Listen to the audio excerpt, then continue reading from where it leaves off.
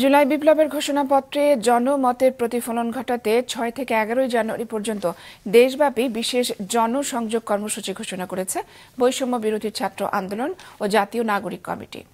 আজ রাজধানীর বাংলা মোটরে বৈষম্য বিরোধী ছাত্র আন্দোলনের কেন্দ্রীয় কার্যালয়ে সংবাদ সম্মেলনে যৌথভাবে এই ঘোষণা দেয় তারা।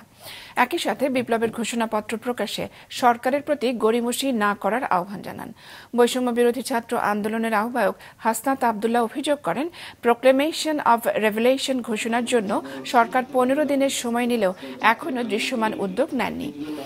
জাতীয় নাগরিক কমিটির আহ্বায়ক নাসির উদ্দিন পাটোয়ারি বলেন, এই ঘোষণা নিয়ে জুলাই আন্দোলনে অংশগ্রহণকারী জনতা এবং রাজনৈতিক দলের মধ্যে কোনো দ্বিমত নাই, তবে দৃষ্টিভঙ্গিগত পার্থক্য থাকতে পারে। তাই ঐক্যমতে পৌঁছতে এই বিশেষ গণসংযোগ কর্মসূচি নেওয়া হয়েছে।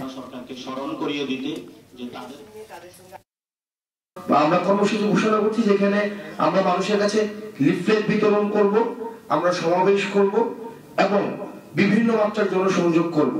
কারণ এই প্রোক্লেমেশন অফ রেভলিউশনের আশা আকাঙ্ক্ষা, মানুষের যে আশা আকাঙ্ক্ষা রয়েছে, সেটি কি বিষয়ে তারা কি দেখতে চায় এই প্রোক্লেমেশনে, সেটির প্রতিফলনের জন্য আমরা মানুষের কাছে আমরা আমাদের জায়গা থেকে ছুটে যেতে চাই। সরকারকে আহ্বান জানাবো, আজকে বা কালকে অতি দ্রুত সময়ের মধ্যেই সরকার জনগণের সামনে কার্যত একটি দৃশ্যমান উদ্যোগ গ্রহণ করুক, রাজনৈতিক দলগুলোকে ডাকুক। আপনারা বাংলাদেশে একটি দুর্বার আন্দোলন গড়ে তুলুন ঘোষণাপত্রের জন্য, যে ঘোষণাপত্রের মধ্য দিয়ে বাংলাদেশের ভবিষ্যৎ নির্ধারিত হবে।